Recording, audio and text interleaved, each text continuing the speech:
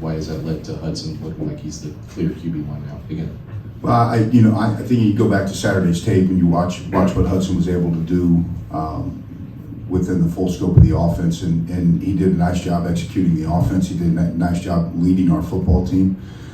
Made plays in the pass game, made plays in the run game, and we feel like right now he's in a position to be that starter for us and to assume the role he had earlier this year. And we'll continue to move forward that way. We fully expect Ryan to be a part of the game plan again this week.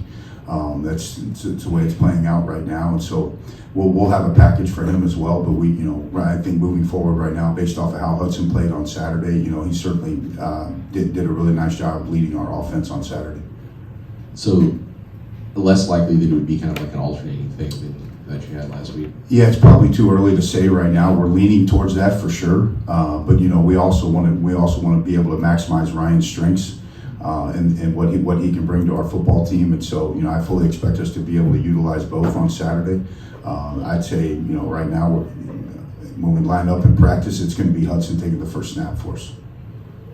How long have you guys been working on that trick play with the double pass, like the throw to Rigby and then the throw forward? How long? We've actually had it in the game plan for a couple of weeks, and then you watch what Shamar did, what he was able to do. Obviously, it didn't get blocked up the way we wanted it to get blocked up, but Shamar for a freshman has had an unbelievable amount of poise, week in and week out, and he didn't flinch in that situation. We gave him a reverse a couple weeks ago against Oregon, and he didn't panic. He had the option to throw, and the throw wasn't there, so he just, he didn't panic at all with the football in his hands. And I think it speaks to his maturity, especially for a freshman. And then for Shamar to be able to execute under duress on Saturday was huge for us because it set up that 1-yard touchdown run by Devin Mockbee.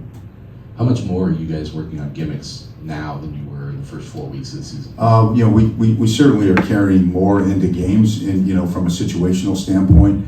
And for us, it's that's one way for us to try and generate explosive plays. Because I think when you look at the defenses in this league, yards are hard to come by, and so if you can generate a couple of explosive plays a week by accessing that part of your playbook, then by all means you got to access it. And so we're always going to carry a couple in to every game, and we have going back now for over a month. It's similar to the question I asked Kevin. If you had to pick like one thing that you're seeing in practice that would help you on Saturdays, and it's not getting to Saturday, what would that be right now? Like, where's maybe the biggest lack of translation there? Yeah, I think for us offensively, it's just being consistent play in and play out.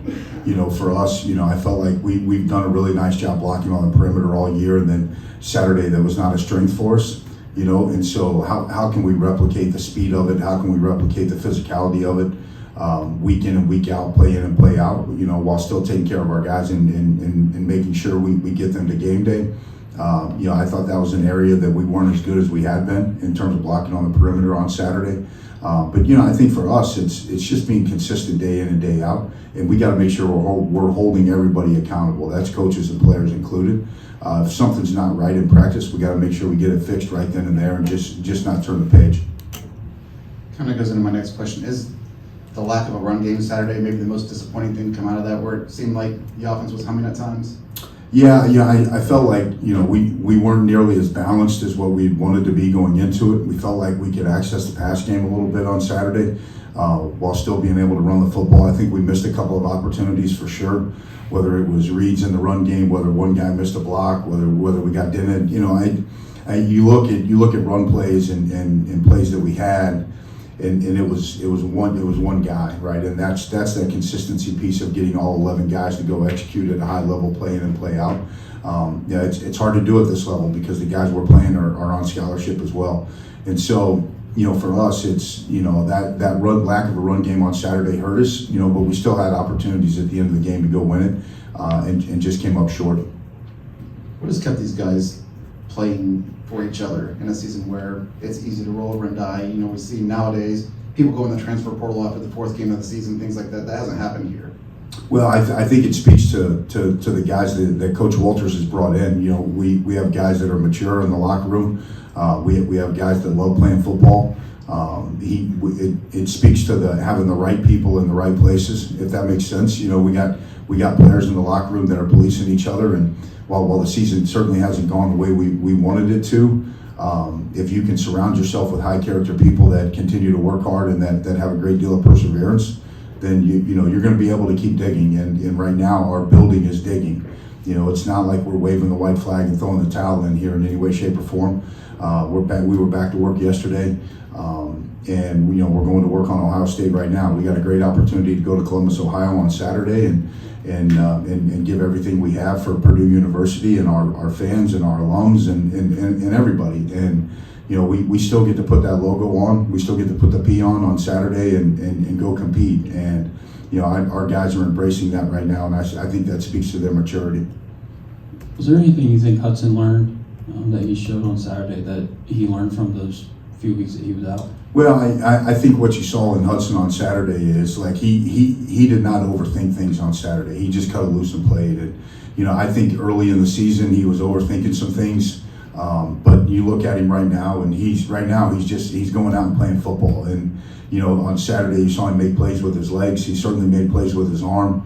He put the ball where we wanted it to go. He stood in the pocket and took some shots, and just kept battling. He took a shot to the chin and cut his chin open, and he's still battling and competing, and that's who he is as a person.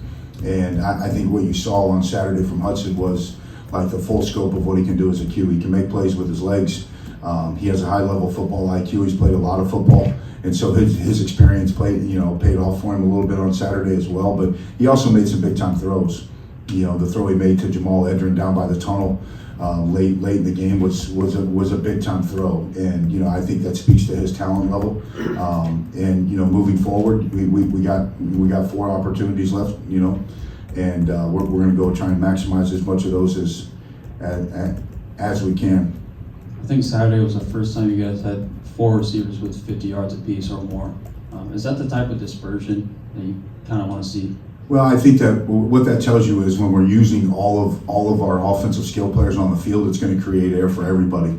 And we were able to access a lot of that air on Saturday. And we just got to continue to work to stay balanced and to maximize the players that we have out there and find ways to utilize all of them game in and game out. And it'll give us an opportunity to spread the wealth and hopefully stretch defenses out and make them defend everybody.